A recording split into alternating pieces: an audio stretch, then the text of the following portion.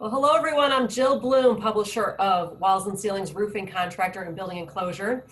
I'm here today with editor Art Eisner, a roofing contractor, and of course honored to be visiting today with Trent Cotney, CEO of Cotney Construction Law, who of course many of you know by now with all the videos we've been doing with Trent. He is clearly the leading legal expert in the roofing industry, but represents all contractors in the construction trades, and extremely gracious with his time. So Trent, as always, thank you so much for taking the time out in your busy day to talk to us.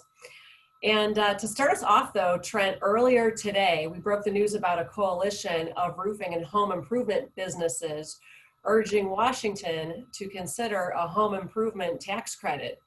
Can you explain what's behind this?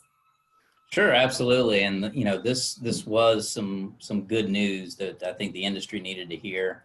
And, you know, one of the things that I think is great about our industry in particular is that our associations are always kind of leading the charge and making sure that, you know, the employers that are in the industry are being covered.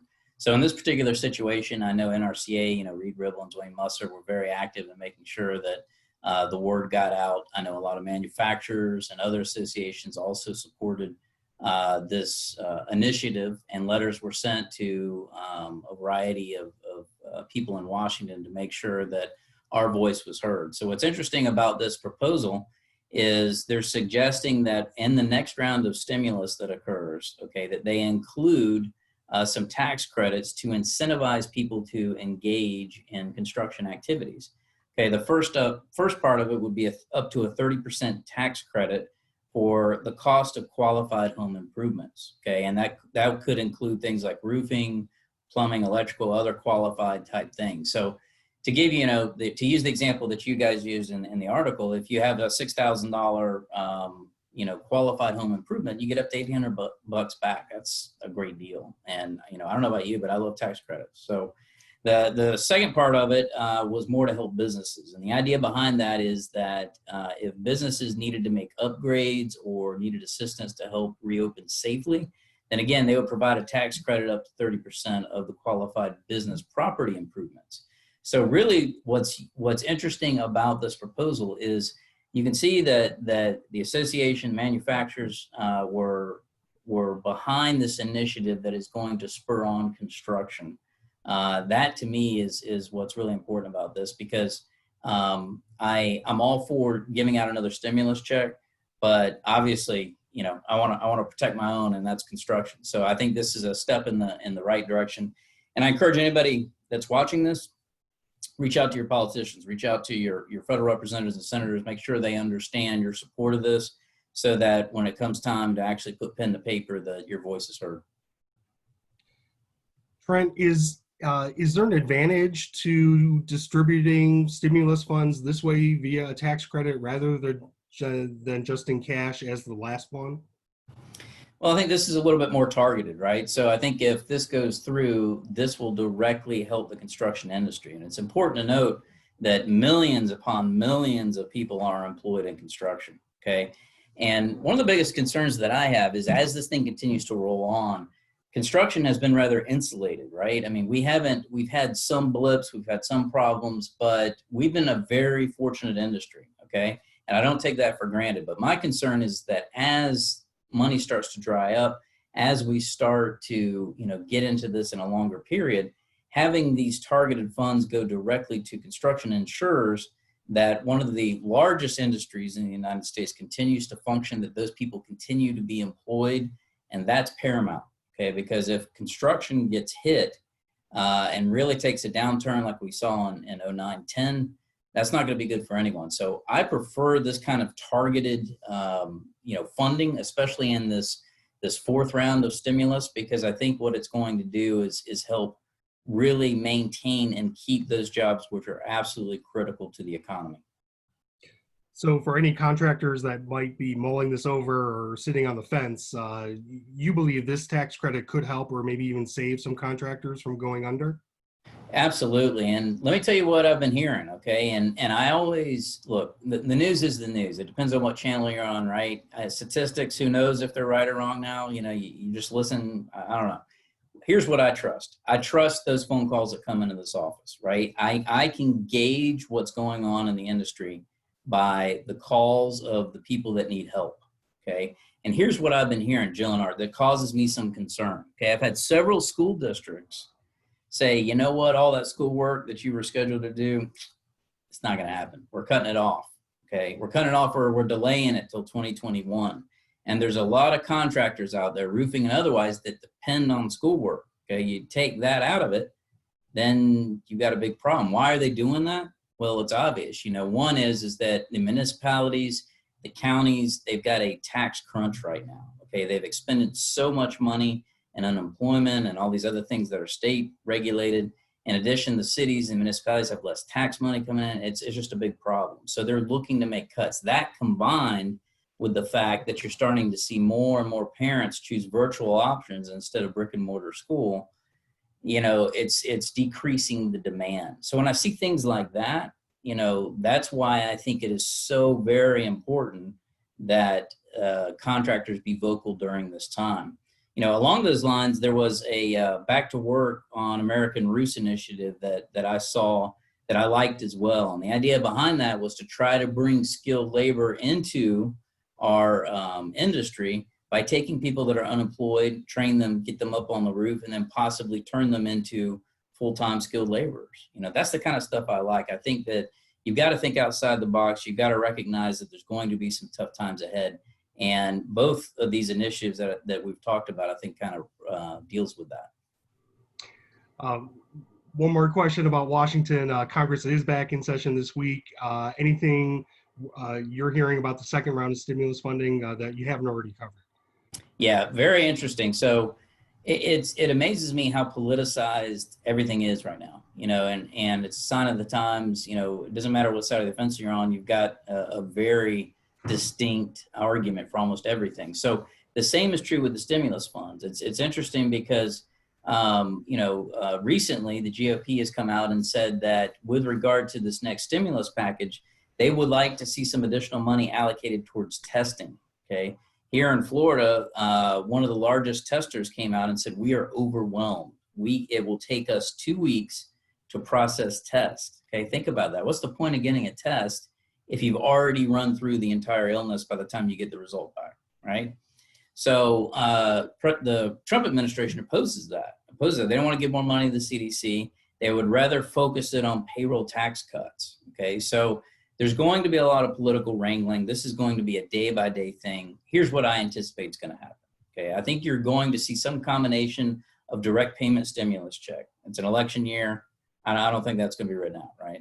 I think that you will probably see either some combination of infrastructure or business payroll tax cut, and then there will probably be something there to kind of deal with, testing along those lines. So I think you're going to see an amalgamation of sort of all that kind of stuff, but clearly a lot of political wrangling that I think you're going to see in the next week or two before it's finalized.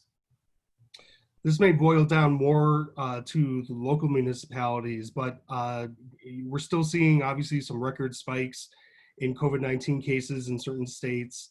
In the face of looming shutdowns, if those should start to happen again, will roofing or construction, will they have to fight the essential business battle again like they did in March and April? You know, it's possible, and I've seen different jurisdictions sort of take different approaches, but I think for the most part, unless there's something absolutely critical, and again, politics plays a big role, you're going to see a return to what the essential business guidelines were in the event that they go back, okay, and several states have. So I don't think there's going to be a lot of battles unless there is such a huge spike in an area that they shut everything down, okay? So, but that remains to be seen. I can tell you in the states that are spiking right now, California, Arizona, Texas, Florida, different jurisdictions have taken different approaches, even within the state itself, which is very interesting. It creates difficulty for contractors that are going from one county to the next to know what they're supposed to do and what they're not supposed to do. Right. Switching gears a little bit, you authored a guest column that appears on roofingcontractor.com this week about latent defect claims. Talk to our viewers a little bit about what they'll find in that piece. So, put my legal hat on. What always concerns me representing contractors is you go out, you do a job, okay, you get either manufacturer sign off, or if you're in an area that has a permitting process with building codes, they check it off, they sign it, you're good to go, you move on, okay? Fast forward 3 or 4 years later, you get a letter from a lawyer, right? Nobody likes lawyers, okay? So here's the issue is a lot of times there are bad guy lawyers out there that go and they find a consultant or an engineer. They go to your condo association, they go to homeowners association, they go to building owners, and they say, hey, I can get you a free roof, okay? You don't like your stucco? I'll get that paid for. And then they go in and they do some forensic work and they do some digging and they are able to cobble together the equivalent of an insurance type claim or a latent defect claim based on a defect that was not visible at the time. Okay, that's the difference between latent and patent. And a patent defect is something that is open and visible, right? So in this article, what I tried to do is I tried to figure out some different things contractually that contractors can do to try to address that. Okay, and again, there's nothing that's necessarily bulletproof, but the idea is you try to cut away from that bad guy lawyer's desire to take those cases as much as possible. Okay, and there's a lot of things, a lot of times I get asked, well, Trent, can I just have them sign a release that says they're not going to come after me for latent defects? Well, the issue there is in a lot of states, you can't do that. You can't release something you don't know about. Okay. And some states allow that, some states don't. Some states say you need, specific language in there. So it's interesting, but we're starting to see an uptick in this. We've always had it with residential. We've always seen it in condos, but we're starting to see more commercial work follow the same type of protocol. And the point behind the article is be aware, recognize that you have the capability to probably put some things in your contract that may assist you. Okay. And that's sort of the message that I want to get across. Well, and you went to the trouble to even provide some legal language on the topic within the article. And I guess I was trying to understand what really is the urgency, but you just explained you're seeing this, what was something prevalent in the residential sector now move into commercial. Absolutely. And I think it's something that even though it's obvious that you should always be thinking about this, and every contractor has had, at some point, they've had some insurance claim after the fact. But the idea behind this is be proactive. So what I try to do is try to provide some sample contract provisions. Obviously, it's not a one size fits all. It's for educational purposes. We can drill down into the legal on it. But the idea is here are some sample provisions that you can take a look at to get you thinking about what can I put in my contract to help protect me from this. Okay, well, we'll urge everyone to take a look at that, as well as some other stories on roofingcontractor.com, including recent news of acquisitions, both in the contracting realm and in distribution in roofing. Is that good news, or were these likely deals that happened pre-pandemic and are now just being announced? I think so. We do a lot of mergers and acquisition work here. Okay, and I can tell you from my personal experience, a handful were in the works before, but the majority we're starting to see come out of COVID-19. And I think what you're seeing is that there is opportunity where you have companies that are cash strong. You have companies that have good financial backing, that have the capability of going out and buying up distressed companies or buying up competitors or buying up other people, and they're doing that. Okay, anytime you've got a setback, it's always an opportunity for a greater comeback. And that's kind of how I view it, is that those people that have significant cash in hand or have the capability of going out and making acquisitions, usually they can do it on the cheap, So I think you're going to continue to see this play out, where you're going to have some consolidation among contractors, among manufacturers, among suppliers, and others in the industry. All right. Anything else on your mind that's or that you're hearing from contractors since we last spoke? So something big, and obviously we work with roofing contractors and contractors all over the United States and beyond, and we've got a great relationship with the International Federation for Roofing Trade. So recently it was announced that the European Union did a 750 billion euro stimulus package. Enormous, right?